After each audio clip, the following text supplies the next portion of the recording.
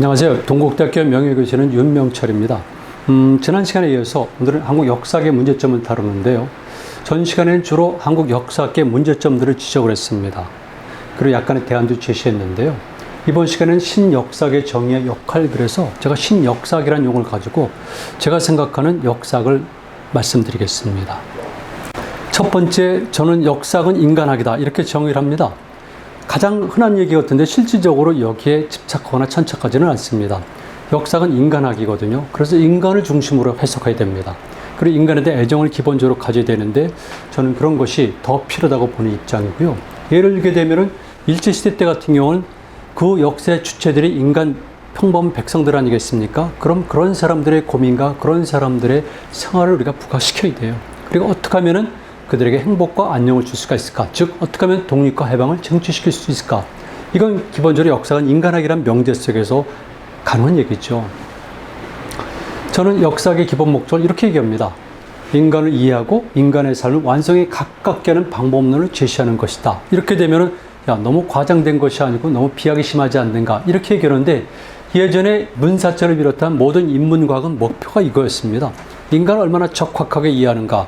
그리고 중요한 것은 인간의 삶이지 않습니까? 가능한 우리는 완성을 지향해야죠. 종교가 그랬듯이 철학이 그랬듯이 역사학도 마찬가지라는 겁니다. 문사철이 같을 때는 이것은 역사의 기본 의무였었는데 이제는 역사학이 근대 이후에는 떨어지다 보니까 이 부분을 좀 도외시하고 있어요. 제가 말씀드렸죠. 인류 역사상 최대의 전환기에 직면해 있다고. 저는 그래서 새로운 인류, 신인간이란 말을 쓰고 있는데요. 신인류란 말은 아주 오래전부터 일본의 애니메이션에 등장한 용어죠. 그리고 지금 저는 이런 용어 쓰는데요. 데미휴먼이라는 용어 쓰는데 이거는 그 당시 때 일본의 애니메이션이라든가 그 이후에 등장했던 신인간 정도가 아니라 전혀 질적으로 다른 새로운 형태의 인간이 등장할 수 있다는 겁니다. 과학자들의 예측은 얼마 안 남았다고 그래요. 그래서 경우에 우리가 흔히 말하는 사이버 정도가 아니라 이제는 전혀 새로운 인간이 탄생하게 되는데 그래서 경우에 우리는 인간의 본질, 성격, 역할, 행동 양식을 다시 한번 생각해 봐야 돼요. 기존의 개념도 잘 몰랐겠지만은 알았어도 혼란이 발생하니까 반드시 여기에 대해서 우리는 정의를 내려야 되는데 그 정의를 누구에게 맡겨요? 그럼 테크놀로지를 담당하는 그 IT 과학자들이 맡깁니까? 아니에요. 그러면 엔터테인먼트 하는 사람들에게만 맡깁니까? 아니에요. 철학자들에게, 미학자들에게 물론 그들도 필요하지만 그랬을 경우는 인간의 본질을 처음부터 봐야 되는 겁니다. 인간의 탄생부터 지금을 거쳐서 앞으로 지향적까지를 통시적으로 바라볼 수 있는 사람은 누굽니까? 역사학자예요. 그러니까 역사학의 기능이 반드시 여기 있다는 거죠. 역사학자들이 이제는 앞으로 새로운 문명에 관해서 새로운 인간의 문제에 관해서 좀 관심을 갖길 바라고요. 새로운 인간은 결국 테크놀로지의 문제인데요. 그랬을 경우에 역사학자들이 부분적으로 참여하거나 조언을 해야지만 되고요. 그 사람들도 기술적 측면으로만 인류의 문명을 본인들 마음대로 끌어가면 불행을 자초할 수가 있어요. 반드시 역사학자들의 도움을 봐야 된다는 겁니다. 그리고 여러분들이 충분히 이해하겠지만 지금은 공간의 한계가 깨어지고 있어요. 어떤 식으로? 아니, 달에 가고 그 다음에 우주의 발견으로? 아니죠. 그럼 물리적 공간의 영역도 깨어지지만 인간은 이미 사이버 공간이라 특별한 공간을 맞이하게 됐어요.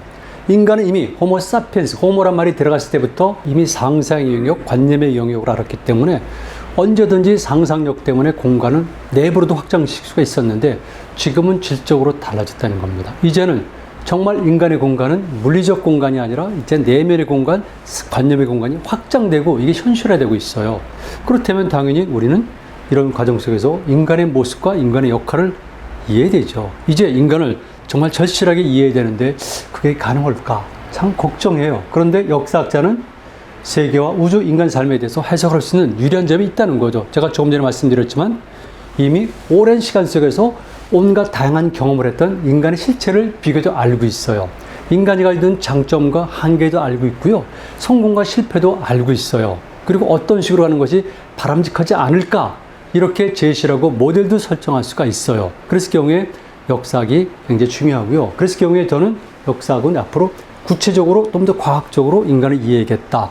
통념상으로 인문과학적 사고를 가지고 인간을 이해하면 곤란하죠. 인간을 이해할 때 저를 한번 보세요. 생물학적 조건을 우리가 분석해야 되지 않아요? 과학적으로. 그렇다면 달라지는 거예요. 각 지역마다, 각 공간마다, 각 시대마다 거기 거주하는 인간들은 생물학적으로 차이가 있고 생물학적 차이에 따라서 역사의 진행 방향이 달라져요. 이건 언젠가 제가 말씀드린 적이 있어요. 그러니까 이제는 인간을 보다 구체적이고 과학적으로 이해해야 되고 통일적으로 연구해야 된다 했죠. 그런 의미에서는 자연과학에 대한 이해가 필수적이에요. 제가 늘 얘기합니다. 생물학적 특성, 동물행동학 등등이 필요하다고 이해하셔야 돼요. 이제는 역사학도 새롭게 발견되고 발전된 과학들을 활용해서 연구를 해야 된다는 겁니다.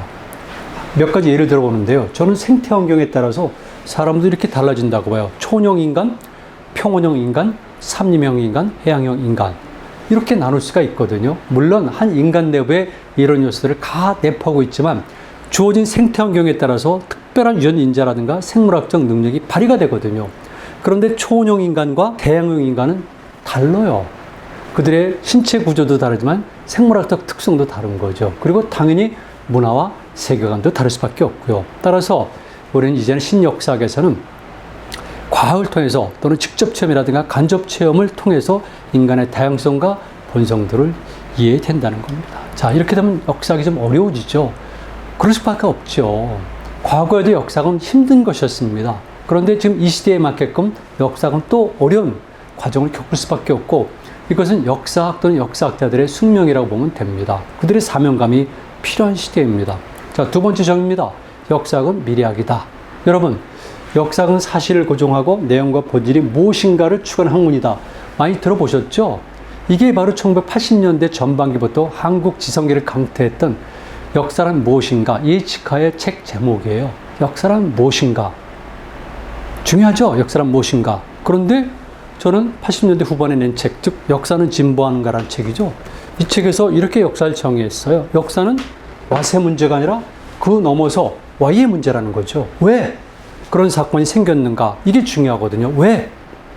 이랬을 경우에는 당연히 그 다음 단계로 넘어갈 수밖에 없죠.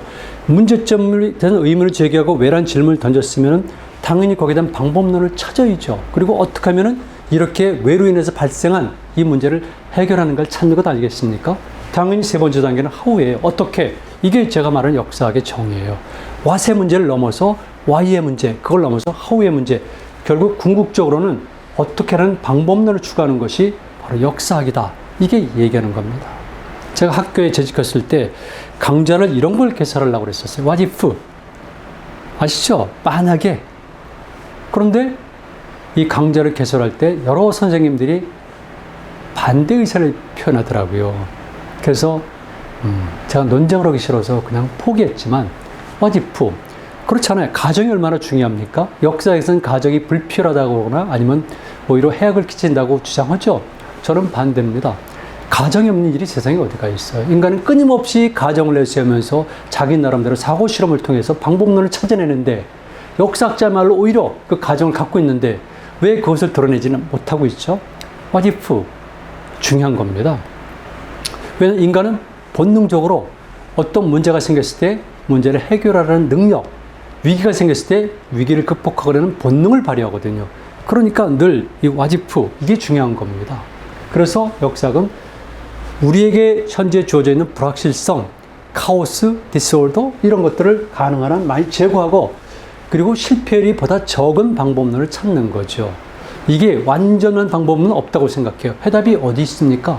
그런데 실패율이 비교적 적은 방법. 왜냐하면 그동안의 경험을 통해서 현실을 중심으로 해서 동시대를 중심으로 해서 해결 방법을 찾는 기타 학문들, 즉 사회과학, 여기보다는 훨씬 더 방법론에 실패 확률이 적다는 거죠.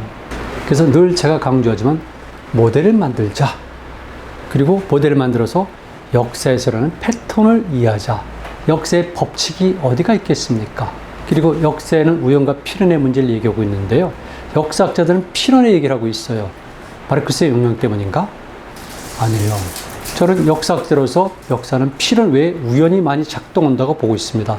모든 생물학적 존재에게도 우연이 중요해요. 빅뱅 자체가 우연의 산물이잖아요. 그 다음에 역사에는 법칙이 아니라 패턴을 중요시 여기는 거죠. 패턴. 이거 중요해요. 예전엔 패턴이란 말을 이해 못했기 때문에 우리가 법칙이란 말을 썼지만 이제는 패턴이 무엇인가를 아는데 왜 이런 새로운 용어와 개념을 도용하지 않았습니까? 확실히 끌어들여야 되는 거죠. 저는 그래서 이렇게 일종의 사고 실험을 통해서 미래상을 예측할 수가 있다. 이게 제가 역사학에서 얘기하는 겁니다. 그래서 저는 기본적으로 호의 비중을 몹시 중요시 여기고 있습니다. 자, 지난 시간에 제가 이 연역과 귀납에 관한 얘기를 했는데요. 연역법과 귀납법은 동시에 작동시켜야 되는데 문제가 있습니다. 어떤 식으로 연역법과 귀납법을 섞을 것인가? 당연히 배합의 문제가 있겠죠. 그래서 제가 말하는 용어가 이겁니다. 선차성과 후차성. 이를테면 이기론도 마찬가지인데요. 이와 기를 얘기할 때 선차성, 후차성 또는 주도성, 종속성이라는 것이 있지 않습니까? 똑같이 연역법과 귀납법도 상황에 따라서는 어느 것이 먼저인가 또는 뒤따르는 것이 어느 것인가, 누가 주도하고 어느 것이 종속되는가, 이 차이는 있어요. 그러나 기본적으로는 저는 연관관계를 맺고 있다는 거죠. 그러니까 연정시키게 되면 현재는 과거의 산물이거든요. 그렇다면 똑같은 논리로 현재는 미래로부터 비로운 것이다. 이게 제가 주장하는 이론이에요. 역사는 미래학이다. 어떻습니까? 현재는 미래로부터 비로운 것이다. 모든 존재물들, 특히 인간은 늘 미래를 염두에 두면서 사고하고 행동을 결정합니다. 당연히 미래적 존재죠. 지금 여러분들 이 순간에도 현재가 중요한 것이 아니라 미래거든요. 시시각각다고는 미래를 염두에 두기 때문에 인간이 존재하고 사고를 하는 것이지 왜 과거를 지향합니까? 당연히 미래를 지향하니까 모든 현재는 미래로부터 비로운 것이라는 용어를 제가 쓰는 겁니다. 미래가 현재의 모든 것을 많은 부분을 규정하는 거죠. 자, 그래서 제가 이런 다이어그램을 만들었어요. 이거 보니까 이건 과거예요. 과거에서부터 쭉 쌓여가지고 지금 현재와 가까운 상태로 오니까 점점 진해지거든요. 이게 현재 지점이에요. 보시세요? 이렇게 된 거죠. 그런데 이 지점은 미래로부터 또다시 이런 회오리가 불어오는 거예요. 토네이도가 불어오는 거예요. 이렇게. 그러니까 지금 제가 여기서 강의를 하고 있지만 지금부터 2시간 후에 나, 이틀 후에 나, 2달 후에 나, 2년 후에 나, 20년 후에 나, 이걸 염두에 두거든요. 아니면 제가 죽고 나서까지도 염두에 두면서 오늘 제가 이 강의를 하는 겁니다. 당연히 영향을 주죠. 그러니까 저는 이것을 이렇게 하나가 아니라 3개로 만들었죠. 이유가 있어요. 제가 좋아하는 3의 논리 때문에 그렇습니다. 그러니까 이건 트리플. 3개가 동시에 움직이면서 미래에 영향을 주고 과거도 마찬가지라는 거예요. 이게 제가 만든 다이어그램인데 이걸 통해서 역사학은 미래학이다. 이걸 알 수가 있는 것이고 현재는 과거의 결과물이지만은 한편으로서는 미래로부터 비로운 것이다. 그래서 늘 인간은 미래적 존재다. 이런 주장을 하는 겁니다. 자, 그렇다면 어떻겠습니까? 이런 얘기가 나오죠. 역사학은 결정난 사건마저도 간섭하는 거예요. 사실 이미 결정된 거지만 간섭을 합니다. 그게 해석이죠. 그리고 부분적이지만 변형시키거나 개조도 가능한데 이 기능을 악용하게 되면 역사에 심각한 왜곡이 생기는 겁니다. 이거 꼭 염두에 둬야 됩니다. 그래서 제가 정의한 거죠. 역사학자는 기록자다. 그러나 동시에 평가자다. 이게 기존의 역사학계의 이론입니다. 기록도 하지만은 평가한다. 그런데 저는 한 단계 더 나아가서 동시에 행위자의 역할도 한다 이겁니다. 이거 지나쳐서는 곤란한데요. 그러나 역사학이 이런 기능이 있다는 것을 알아야지만 긍정적인 것은 긍정적인 대로 최대로 활용을 하고 부정적인 것은 미리 차단할 수가 있거든요. 이런 것들을 제대로 인식하지 못하면 마르크스주의처럼 역사를 재단하고 어떤 방향으로 흘러갈 것이다 라는 이런 틀에 사로잡혀서 오해하거나 맹신하게 되는 거죠. 아니에요. 역사학자는 동시에 행위자 역할도 하는 것이기 때문에 반드시 역사학자들에 대해서는 그들이 주장하는 해석에 대해서는 우리가 검증을 해봐야 되는 거예요. 저는 그래서 역사학은 미래학이다 이런 주장을 했고요. 자, 3번째 특성입니다. 역사학은 행동학이다. 어떻습니까? 행동학이다 그러니까 여러분들은 이를테면 사회개혁에 참여한다, 데몬스트레이션 한다 이런 것을 생각하기 쉬운데 그것도 있지만은 저는 역사학 연구 방법론으로서의 행동학을 얘기하는 겁니다. 그래서 첫 번째는 사실을 규명하는 방법인데 그냥 문헌이라든가 자기 사유를 통해서가 아니라 뭡니까? 구체적으로 현장에 가서 체험하는 것이죠.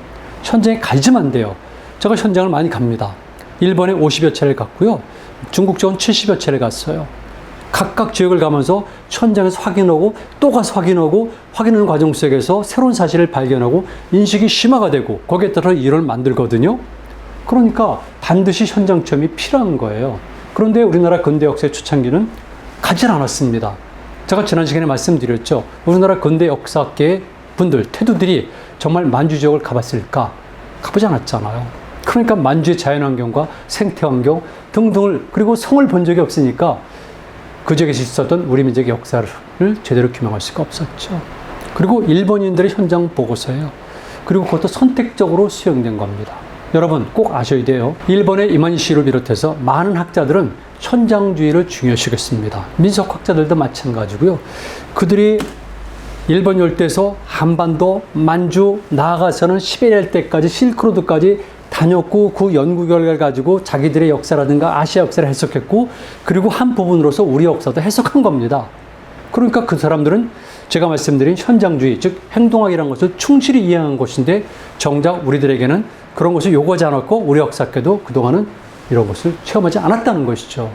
저는 그래서 이런 용어를 써요. 역사적 상상력이라는 용어를 논상력이라고 씁니다. 상상력이란 말을 많이 쓰잖아요. 근래 들어서 왜 상상력이란 용어가 많이 사용됐는지는 잘 모르겠어요. 그런데 많은 사람들이 상상력의 중요성을 얘기하고 있어요. 심지어는 우리가 아는 것처럼 민족은 상상의 공동체라는 얘기도 하고 있고 한국 역사학자들이 즐겨 인용을 하고 있어요. 주로 민족에 대해서 비판적, 부정적 시각을 가진 사람들. 그런데 구분을 해야죠. 그래서 제가 만든 단어는 논상력입니다. 이를테면 문학하는 사람이라든가 아니면 엔터테인먼트에서는 상상력과 역사학자들이 철학자들은 상상력은 달라야 되거든요. 논상력, 논리성을 갖추고 있는 것이 바로 상상력이라는 거죠. 그래서 제 견해는 신역사 그럴 때 논상력을 바탕으로 해서 역사를 해석하고 일을 만들어야 된다. 이겁니다. 현장에 가면은요, 재현할 수가 대체험을 할 수가 있어요. 제 경험을 한번 말씀드리죠. 저는 많은 사람들이 알고 있지만 고구려주의자거든요. 그리고 말 타는 걸 매우 좋아했어요. 그러나 탈 기회는 없었죠. 그리고 그런 농경민의 시각, 보병적 시각에서 고구려 역사를 해석했거든요. 그런데 만주에 가서 북만주에서 말을 산 다음에 말 타고 남쪽까지 내려왔어요. 내려온 과정 속에서 저는 재현하고 대리체험을 하면서 많은 걸 느끼게 됐어요. 즉 고구려인들의 흉내를 내게 된 것이고요. 본의 아니게 제가 주몽처럼 생각한 겁니다. 제가 탄 말의 이름이 말이에요. 세 필의 말이 있었는데 오이 말이 협보거든요. 아시죠? 그래서 그 경우에 제 말은 말이에요. 그래서 늘 말이야 말이야 이랬습니다. 이게 감정이입이 발생이 되는 거죠. 그러니까 저는 고구려인의 시각으로 고구려 역사를 다시 해석할 수가 있는 거죠. 그리고 보병이 아니라 기마군단의 입장에서 또는 기마병의 입장에서 고구려의 산성 방어 체계부터 해서 거리부터 무기를 이해할 수가 있는 거죠. 이거 현장 체험이 아니면 불가능해요. 대충 이해할 수가 있지만 그건 구체성을 결여하는 것이죠. 그래서 저는 비가시의 영역, 보지 않는 것, 불가지의 영역, 알 수 없는 것, 이런 것들도 역사학을 통해서는 이해하고 통찰도 가능하다. 너무 역사학의 역할과 위상을 높이 평가한 겁니까? 제 입장에서는 그래요. 정말 그렇습니다. 많은 분들이 오해하고 있는데 역사는 평면이 아니라 입체예요. 당연히 입체죠. 그러니까 역사학자들은 평면적 관찰이 아니라 입체적 판단이 필요한 거죠. 그러기 위해서는 다양한 관점에서 보는 겁니다. 다양한 관점. 자, 제가 써봤어요. 휴자구조. 휴자구조는 뭡니까? 포칼 쉬프트예요. 엘빈 토플러가 쓴 책이 뭡니까? 파워 쉬프트. 제가 쓴 용어가 뭡니까? 시빌리제이션 쉬프트. 쉬프트가 중요하죠. 휴자구조. 이건 미학에서도 많이 쓰는 용어예요. 그런데 휴자구조가 바뀌어야 되는 겁니다. 달라지거든요. 저는 학생들에게 얘기합니다. 자, 너희들은 늘 그렇듯이 내 앞모습만 보는데 아니다. 내가 뒤를 돌아서게 되면 나의 뒷모습이 있다. 그렇게 되면 내가 보이기 싫어하는 이 뒷머리가 까진 것도 볼 수가 있다. 이렇게 합니다. 그 다음에 좌우도 보고요. 그 다음에 이상해처럼 조감도처럼 오감도처럼 위에서 보는 것도 필요하고 아래서 보는 것도 필요하고 다 필요한데 그래도 빠진 게 있다. 무엇일까? 질문합니다. 학생들이 굉장히 곰곰이 생각하던 답변하는 사람은 거의 없었어요. 안에서 보는 것도 필요하다. 지금 내가 열거한 것은 모든 면에서 인간을 파악하기 위해서 현상을 파악해서 보는 건데 전부 다 바깥에서 안을 보는 건데 역사학자라면은 안에서부터 밖을 보는 것도 필요하다. 이런 훈련을 가져야지만 수준 높은 역사학자가 될 수가 있다. 이게 제 이론이에요. 그래서 여러분들이 보시는 것처럼 역사학자는 이런 모든 것들을 다 활용을 해가지고 사실과 현상을 유추할 수가 있습니다. 그러니까 다른 것과 달리 선상 외에 본질도 감지가 가능한 거죠. 당연히 통일적 사고 가능해요. 한 면에서 보는 것이 아니라 모든 면에서 심지어 안에서부터 바깥까지 보는 것까지 보니까 유기적이고 통일적 사고를 할 수가 있는 것이죠. 이런 것들을 분석한 논문 중에 하나가 고구려 광개토대왕비의 미, 논리, 그리고 의미란 제목의 논문이에요. 그렇게 봐야지 인간이 겸손해지지 않나요? 그런데 역사학자들이 정면에서 바라보는 것, 그것도 한 군데 시각을 가지고 본 걸 가지고 역사적 사실을 정의하고 규명하면 곤란하죠. 거기에 더 나아가서는 평가까지 한다면 그건 잘못된 것이죠. 역사학자들은 보다 진솔하고 겸손할 필요가 있어요. 다양한 각도에서 봐야 되는 겁니다. 그래서 오늘 이 강의를 듣는 분들에게 말씀드릴 것 중 하나는 몇 가지 편향된 사실, 자기 취향에 맞는 사실을 갖고 확대 해석하면서 역사를 왜곡시키면 곤란하다는 거죠. 역사를 왜곡시키게 되면 안 돼요. 그래서 왜곡된 사실에 우리가 자꾸 무비판적으로 습관적으로 수용하다 보면 인간은 자유주의를 상실하고 비판 능력이 없었기 때문에 결국은 플라톤이 얘기한 것처럼 인간은 어떻게 됩니까? 종속될 수밖에 없어요. 인간은 자유주의를 상실하는 겁니다. 그래서 힘들더라도 어렵더라도 차근차근히 그리고 사실을 규명하는 노력을 해야 돼요. 여러분들은 지금 이 순간부터 쉽게 우리 역사에 대해서 단정적으로 얘기하는 사람들은 일단 의심을 하세요. 솔직한 심정이에요. 그리고 좀 더 진지하게 많은 연구 성과를 가지고 얘기하는 사람들을 귀담아 들으세요. 그 사람들의 말을. 필요한 겁니다. 우리 앞으로 역사학자들은 좀 조사와 체험 공간을 확대시켜야겠다. 그리고 현장 방문을 해야 된다. 이게 제 생각이에요. 여러분들 뒤에 보시면 실체험이라는 글자가 나오죠.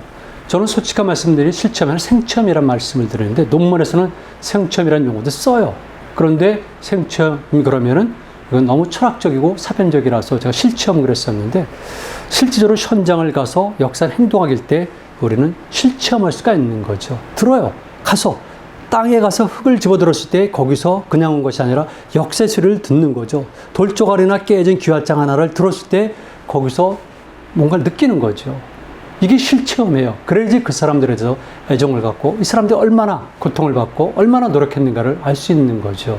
이게 객관이지 남과 차별화돼서 멀리 바라보는 게 객관이 아니죠. 그 주관과 객관에 관한 개념을 모르고 일반적인 용어로 대체시킨 거죠. 자, 그렇다면은 특히 고대사를 이해할 때는 사료가 없잖아요, 우리가. 특히 우리는 문자가 없기 때문에. 문자가 없잖아요. 한자가 우리가 만들었다고 주장하는데요. 우리와 연관됐던 저 먼 시대의 동이, 아니 정확히 말씀드리면 이와 연관된 사람들이 한자 창제 또는 창조에 관여를 했죠. 그런데 우리는 한자가 전혀 전승이 안 됐잖아요. 이게 무슨 의미합니까? 한자 꼭 사용 안 해도 돼요. 왜 꼭 글자가 있어야지만 됩니까? 있으면 좋지만은 우리 문화권에서는 글자가 꼭 필요하지 않았기 때문에 글자를 사용하지 않았거나 한자를 적극적으로 수용하지 않거나 아니면 글자 없이 살았던 거죠. 그게 우리의 특성 아니겠어요? 그게 제가 늘 얘기하는 우리 문명권의 특성이고, 그런데 자꾸 한자를 우리가 만들었다고 주장하면 어떻게 되겠습니까? 우리와 연관됐던 기원을 거슬러 올라가면 동이 또 아니에요. 더 올라가면 이가 있어요. 그 이때 비로소 우리가 말하는 한자 시온이 만들어진 거죠. 자, 고대사는 사료가 없어요. 그리고 주로 중국제 한자로 기록되어 있어요. 자료가 왜곡되어 있어요. 중국적 사관, 돌궐, 연연, 이게 전부 다 중국적 사관이 들어간 거 아니겠어요? 흉노. 뭐 기본이죠. 그러다 보니까 이런 자료 왜곡, 이게 문제가 되고요. 또 하나 이겁니다. 제가 이걸 강조하고 싶어요. 첫 번째, 두 번째는 그렇다 치더라도 이겁니다. 우리 영토를 상실했잖아요. 또 영역도 상실했잖아요. 만주, 바다. 그러니까 당연히 역사적 기억을 상실해요. 우리가 역사책을 통해서 간간히 끌어오지만 대부분 상실한 거죠. 당연히 역사에 대한 인식도 상실됐어요. 그렇게 대부분의 사람들은 말로는 배워서 만주, 우리의 땅, 고조선, 원조선 하지만 실질적으로 이게 다가오질 않는 거죠. 그러나 이 영역, 영토를 우리가 가지고 있었다면 이건 역사적 기억이 생생한 거예요. 그런 인식도 당연한 거죠. 그러니까 그때는 만주의 역사를, 우리 고대사를 달리 해석하는데 지금은 안 돼요. 다행히 일제시대 때 우리 독립군들이 이루어졌던 민족주의 사학자들이 현장에 가서 붕괴되기 직전에 그 잔해지만은 보면서 우리 역사적 기억을 나름대로 복원해놨고 그 증거물을 가지고 우리가 지금 연구를 해갖고 있는 거죠. 이거 굉장히 중요한 건데요. 역사적 기억과 인식의 상실 굉장히 중요한데 잘 모르고 있는 것 같아요. 공간이 중요하거든요. 근데 우리는 공간을 상실했어요. 그래서 공간의 중요성은 제가 그냥 이렇게 여러분들이 보여드리는 걸로 넘어갈게요. 자, 공간에 따라서 이렇게 달라져요. 이럴 때 로마 같은 경우는 원래 본 로마도 있지만 속지도 있고 자치주가 있잖아요. 이거는 제국적 질서 속에서는 다 그렇게 되는 거예요. 이때 제국이란 것은 어렵게 중앙집권적인 그런 걸 생각하지 말고요. 넓은 영토와 영역을 가진 큰 의미의 문명적 성격을 띈 국가를 그냥 제국이라고 이해했죠. 곧 전근대사에서. 그랬을 경우에 로마, 주나라, 일본, 중세유럽은 어떤 형태든지 간에 이런 봉토제 형식을 띄고 있는 거예요. 약간의 차이 있더라도 그런 거거든요. 그리고 제가 이걸 용어로 표현하니까 직접 재배, 간접 재배, 영양권. 이거 제가 96년도에 신문에 연재하고 그게 책 내면서 분명히 밝혔어요. 이런 이론은 나는 우리 역사, 특히 고구려 역사를 바라보겠다. 지금은 많이 수용되고 있는데 이때 제가 직접 재배, 간접 재배, 영양권 이론은요. 그냥 쓴 게 아니에요. 단어를 채용한 것이 아니라 이론을 가지고 제가 만든 거예요. 이론 만들 때 그냥 만들겠습니까? 각종의 공간 이론을 수용해서 제가 이론을 만든 거지. 그래서 구분한 거지만 면의 지배 방식이 있고 선의 지배 방식이 있고 점의 지배 방식이 있다. 그러니까 공간을 어떻게 규정하느냐에 따라서 이렇게 엄청난 차이가 나는데 우리가 공간에 대해서 잘 몰랐던 것이죠. 최근에 들어서 흔히 말해서 남쪽의 가야사라든가 또는 만적 연구하는 분들이 이렇게 이 용어를 사용하고 있어요. 그런데 제가 부탁드리고 싶은 거는요. 개념 자체는 맞지만은 학자들이 이걸 썼을 때는 그들이 이론을 바탕으로 해야지 그냥 일반적으로 사용하는 직접 지배, 간접 지배, 영양권 이거 사용은 학자로서는 그래서는 안 돼요. 그러니까 이랬을 경우는 자기 이론을 가지고 공간 이론을 가지고 내가 정의하는 직접 지배, 간접 지배, 영양권은 이렇다. 이걸 정의한 다음에 사용해야지만 되는 거지. 그냥 일반적인 현 시대의 상식을 가지고 전 근대나 고대 시대의 어떤 사회상을 구체적으로 정의하면 안 되는 것이죠. 그리고 해양 문제도 중요한 겁니다. 자, 저는 그래서 유라시적 관점에서 봐야 된다. 이렇게 얘기를 하고 있습니다. 자, 네 번째입니다. 역사학은 생명학이다. 역사의 궁극적 목적, 역사학의 존재 이유 이렇게 보는 겁니다. 생명학이다. 제가 2004년도에 생명사관이라는 용어를 썼거든요. 논문으로. 그 다음에는 무교사관이라는 용어로 논문을 발표했어요. 왜냐하면 중요하잖아요. 역사의 궁극적인 목적이 무엇인가? 미래학이다, 행동학이다, 인간학이다. 이거는 방편이죠. 그런데 궁극적으로 역사, 인간이 왜 역사를 이뤄갈까? 결국 생명의 문제잖아요.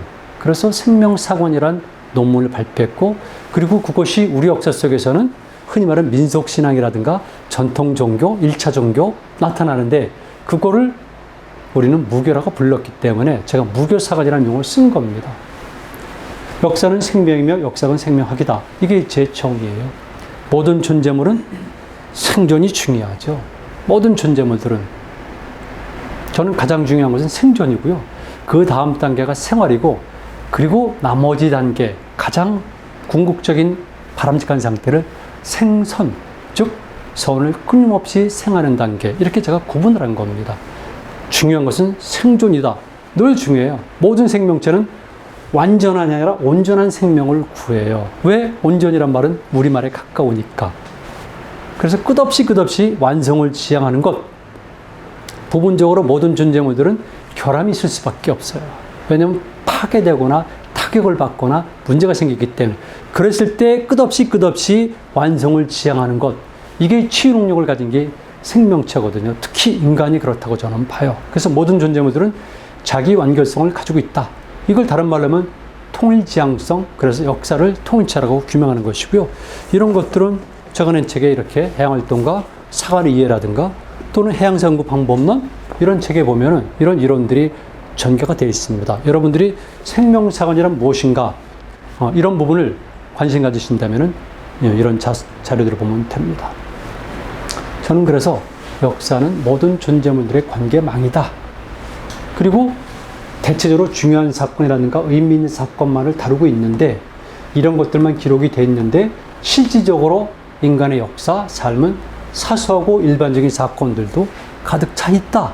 그러니까 이런 것들은 우리가 사료를 통해서는 등장하지 않지만은 민속이라든가 예술 등이라든가 이런 걸 통해서는 남아있다는 것이죠. 우리가 말하는 뭡니까? 비나리, 이야기죠. 이런 것들은 전부 다 사실은 민속과 예술의 영역이거든요. 이런 것들도 동시에 고려해야지 인간의 역사를 규명하는 것이지 만약에 중요하고 의미 있는 사건만 한다면 그건 정치사예요. 권력투쟁사죠. 그리고 기껏 해봤자 결국은 토지를 비롯한 경제, 생산, 양식하는 문제인데 그것 외에도 인간의 삶은 무궁무진하고 다양한 거니까 우리는 이런 것들을 관심 가질 필요가 있어요. 그리고 역사는 당연히 생명체이기 때문에 현재, 미래에 영향을 끼친다. 이렇게 보는 겁니다. 자, 정리해드리죠. 역사라는 것은 물리적이고 계량적인 합이 아니라 유기적, 통일적 존재이다. 이게 특별한 건 아닌데요. 특별한 건 아닌데 제가 그냥 정리해드리는 거죠.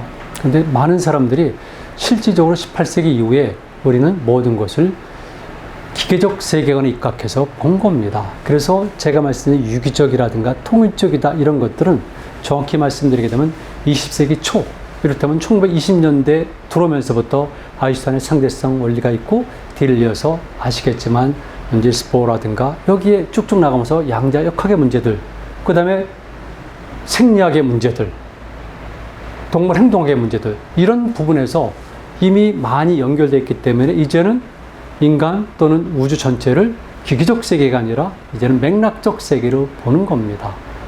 아시잖아요. 하이젠버그의 불확정 합성 논리, 아니면 카오스의 이론, 자동 조절 시스템 이론, 그죠? 이런 것들이 다 그렇게 보고 있기 때문에 역사학이 지금 이 시대에 있다면, 미래에 지향한다면 이제는 18세기 이후에 시작됐던 기계론적 세계관에 입각한 역사학의 연구 방법론, 역사학에 대한 정의는 일단 어느 정도 접어두시고 새로운 학문과 새로운 이론을 받아들여서 만들어야 된다는 겁니다.